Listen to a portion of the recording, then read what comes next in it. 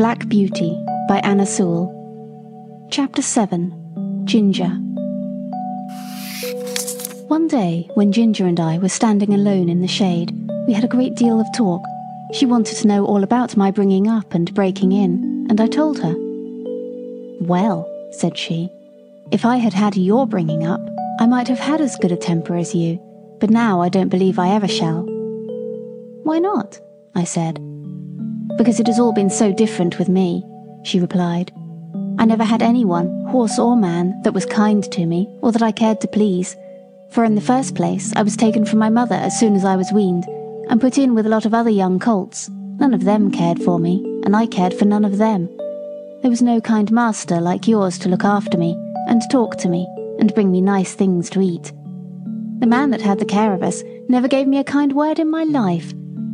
I do not mean that he ill-used me, but he did not care for us one bit further than to see that we had plenty to eat and shelter in the winter. A footpath ran through our field, and very often the great boys passing through would fling stones to make us gallop. I was never hit, but one fine young colt was badly cut in the face, and I should think it would be a scar for life. We did not care for them, but of course it made us more wild, and we settled it in our minds that boys were our enemies. We had very good fun in the free meadows, galloping up and down and chasing each other round and round the field, then standing still under the shade of the trees. But when it came to breaking in, that was a bad time for me. Several men came to catch me, and when at last they closed me in at one corner of the field, one caught me by the forelock, another caught me by the nose, and held it so tight I could hardly draw my breath. Then another took my underjaw in his hard hand and wrenched my mouth open, and so by force they got on the halter and the bar into my mouth. Then one dragged me along by the halter, another flogging behind, and this was the first experience I had of men's kindness. It was all force. They did not give me a chance to know what they wanted. I was high-bred and had a great deal of spirit, and was very wild, no doubt, and gave them, I dare say, plenty of trouble.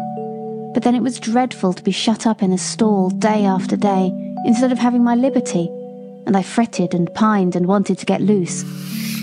You know yourself it's bad enough when you have a kind master and plenty of coaxing, but there was nothing of that sort for me.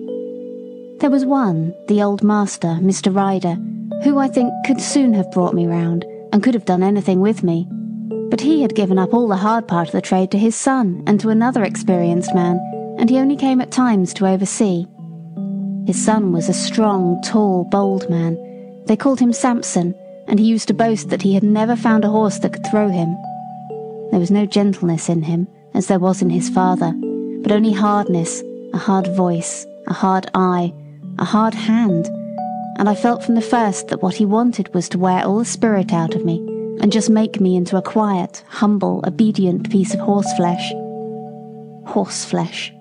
Yes, that is all he thought about. And Ginger stamped her foot, as if the very thought of him made her angry. Then she went on. If I did not do exactly what he wanted, he would get put out, and make me run round with that long rein in the training field, till he had tired me out. I think he drank a good deal, and I am quite sure that the oftener he drank, the worse it was for me.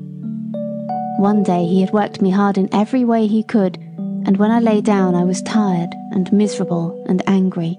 It all seemed so hard.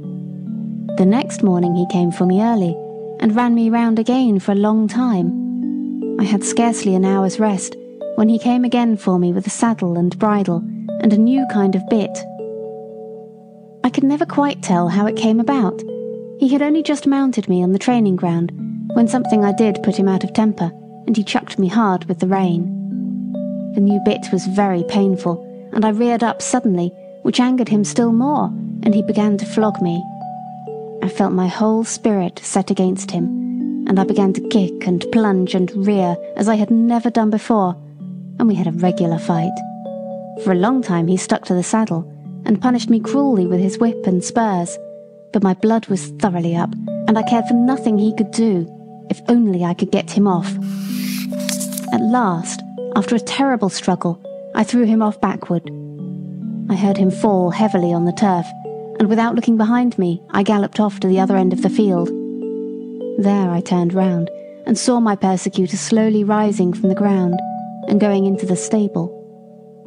I stood under an oak tree and watched, but no one came to catch me. The time went on, and the sun was very hot. The flies swarmed around me and settled on my bleeding flanks where the spurs had dug in. I felt hungry, for I had not eaten since the early morning, but there was not enough grass in that meadow for a goose to live on. I wanted to lie down and rest, but with the saddle strapped tightly on there was no comfort, and there was not a drop of water to drink. The afternoon wore on, and the sun got low. I saw the other colts led in, and I knew they were having a good feed.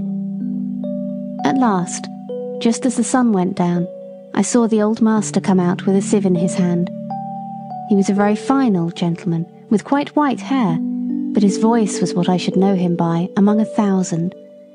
It was not high, nor yet low, but full and clear and kind, and when he gave orders, it was so steady and decided that everyone knew, both horses and men, that he expected to be obeyed. He came quietly along, now and then shaking the oats about that he had in the sieve, and speaking cheerfully and gently to me. "Come along, lassie, come along, lassie, come along, come along." I stood still, and let him come up. He held the oats to me, and I began to eat without fear. His voice took all my fear away. He stood by, patting and stroking me while I was eating, and seeing the clots of blood on my side, he seemed very vexed. Poor lassie, it was a bad business, a bad business. Then he quietly took the rein and led me to the stable. Just at the door stood Samson. I laid my ears back and snapped at him. "Stand back," said the master, "and keep out of her way. You've done a bad day's work for this filly." He growled out something about a vicious brute. "Hark ye," said the father, "a bad-tempered man will never make a good-tempered horse. You've not learned your trade yet, Samson." Then he led me into my box, took off the saddle and bridle with his own hands, and tied me up. Then he called for a pail of warm water and a sponge, took off his coat, and while the stableman held the pail, he sponged my sides a good while, so tenderly that I was sure he knew how bruised and sore they were. "Whoa, my pretty one," he said, "stand still, stand still." His very voice did me good, and the bathing was very comfortable. The skin was so broken at the corners of my mouth that I could not eat the hay. The stalks hurt me. He looked closely at it, shook his head, and told the man to fetch a good bran mash and put some meal into it. How good that mash was, and so soft and healing to my mouth. He stood by all the time I was eating, stroking me and talking to the man. "If a high-mettled creature like this," said he, "can't be broken by fair means, she will never be good for anything." After that, he often came to see me, and when my mouth was healed, the other breaker, Job they called him, went on training me. He was steady and thoughtful, and I soon learned what he wanted. End of chapter 7. Thank you for listening to Relaxing Storytime. If you've enjoyed this episode, please feel free to share it. Also, make sure to subscribe so you don't miss out. Be sure to check out our other videos. And always remember, it's important to take time to relax, imagine, and dream.